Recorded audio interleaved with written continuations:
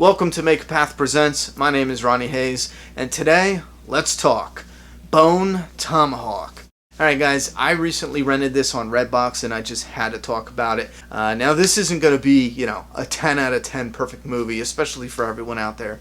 There's a couple weak moments, but I tell you what, I'm going to start doing videos on movies that I just highly enjoyed watching. Doesn't matter if they are, perfect as far as camera, acting, whatever.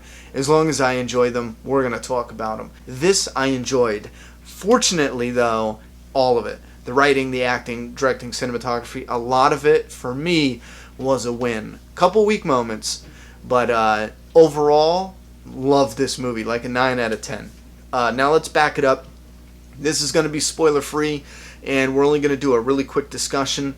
Beware of the comments, because I want you guys to go watch it. Bring your asses back here and let me know what you think down in the comment box. And let me know if your asshole puckers for a while after one scene, because mine is still puckered up. Yeah, this does get, you'll get the chills. I did. I kind of was like, oh, once. And that's rare. If you can do that in a movie for me, that's rare. Anyhow, let's back it up. Basically, this is about a small town sheriff. It's a Western, so it's back in that time. And they gotta, spoiler free, they gotta go out of the town for something, but out of the town is nope, I don't want to say that. That's kind of a spoiler. I want to say as little as possible. A cannibalistic Native American tribe, okay? Group, tribe, whatever. And me, since I have Native American in my blood, very proud of that. I love how it wasn't just like, oh, this is Native Americans. Like, these are just, this is like the boogeyman of Native American, whatever. It wasn't just, this is Iroquois, this is Sioux. It wasn't that. It wasn't like Cherokee. They made it something else. Like, this is its own monster. So that part I loved. You see what I'm saying, though, where they didn't just go, oh, this is blaming or trying to say that Native American savage, primitive, they're beasts, whatever. This is kind of like, the boogeyman, the outcast, the black sheep of Native Americans.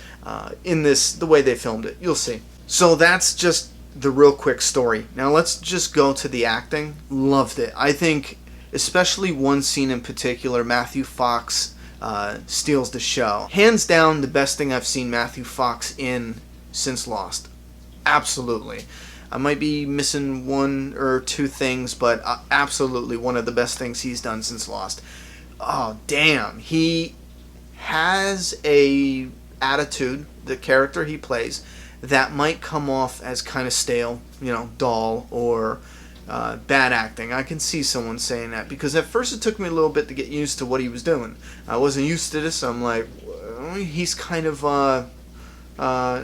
not dull, but he's kind of, as a matter of fact, just, it is what it is. Wide eyes, that's the facts. But it's not. It develops into something where when you see him at a moment where he kind of is just genuine, the character, not Matthew Fox, it breaks down that a matter-of-fact way of speaking, and it for a moment it shows his human again, and vulnerability and everything. And I think it was just great for cannibal horror movie. Great, loved it. Kurt Russell, he's one of the two that steals the show. You root for him. You really root for him. And they don't give you much of them. Generic things. Family Guy. Living a life. They don't overload you with, you should care about him because he has his horrific past and, he's damaged and whatever. They're just like, regular ass sheriff. He's making corn soup, in the beginning. That's it. He has a wife, a life. He's a sheriff, whatever. They don't pile it on, and I appreciate that. Then you have the older guy who is his, damn it, I forget what it was.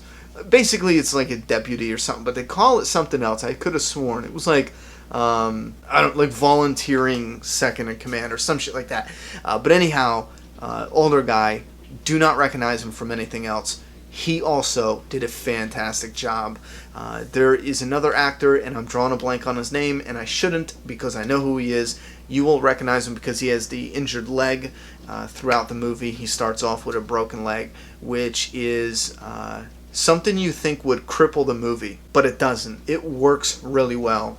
for the story. And it's simple too. Don't go into this thinking this is going to be a whatever. It is simply guys going out to the wilderness. There's savages out there, the boogeyman of the West, and you get that feel. There's scenes in here where they fall back and don't edit. And because there's no edits and cuts, it actually drives up the tension. And it will have, or at least for me, it had me on the edge of my seat for a couple scenes. And they did this in The Revenant too, that I really am going to talk about soon. Absolutely sorry, but I keep holding off on that. I get a lot of people asking. But anyway, there's scenes where, for example, Matthew Fox's character will go somewhere in a cave or a tunnel or in bushes or something. And he's like, okay, listen, and they're in a bad area. And he's like, give it 30 seconds. If I'm not back in 30 seconds, whatever, whoop-de-whoop. And then he goes, and Kurt Russell's holding the watch, and it's like, tick, tick, tick, and it's counting down 30 seconds. They don't cut it and move and shift to Matthew Fox in there. They don't, give this artificial suspense where, maybe they'll show from the point of view, somebody watching them. They don't build it up with these cuts, and they don't show you the savages. And that's one of the best aspects of this movie, is because the horror aspects. It's one of the best horror because we are with these characters, and when Fox goes in there and he's watching it, it's just suspenseful because you're waiting with him, and it was the perfect decision for this scene. Loved it. Such a small scene. Someone holding a watch, just waiting it out. Loved it. And then the fact that we don't see these savages for a majority of the film. It's in shadows. It's off screen. We do see one thing. We see them in the very beginning, just boom, But after that, it's off screen. And when we're with the heroes, they don't cut it to the savages in the woods. We're with the heroes, and then bam, he jumps out of a freaking bush right next to the guy, as well as the actor is shook and you're shook because you're like, holy shit, because normally they'll give it away. They'll cut it to the point of view they're in the bush, and they think that's like, will give that, suspense and tension, but it doesn't. Knowing they're in a dangerous area, and then having the first guy jump out. From that point on, in the rest of the movie, holy shit, any minute now, you're in dangerous land. Any minute now, someone's gonna come out of the bush and just brutally mutilate you. But listen, give me your thoughts and opinions about this movie. This is a must-own in my book. I actually saw it at Walmart. I think it was on Blu-ray for like $15, and I said, nah. I seen it on DVD for $12, and I said, nah. I'm too used to getting burned by bad movies. I'm gonna Redbox it. And I get home and I watched it last night, and I was like, I told my cousin, I'm like, you gotta watch this morning. I was like, you gotta watch this movie.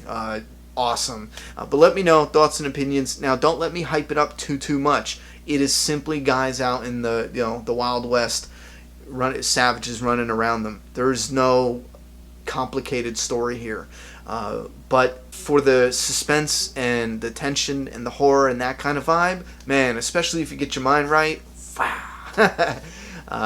definitely check it out. Let me know what you think. Put those in the comment box. Again, I love this, and this is a must buy. You could get it at Walmart for $15 on Blu-ray. I think that's a steal. Go ahead and jump on that. I'm done talking. It's your turn. Subscribe now.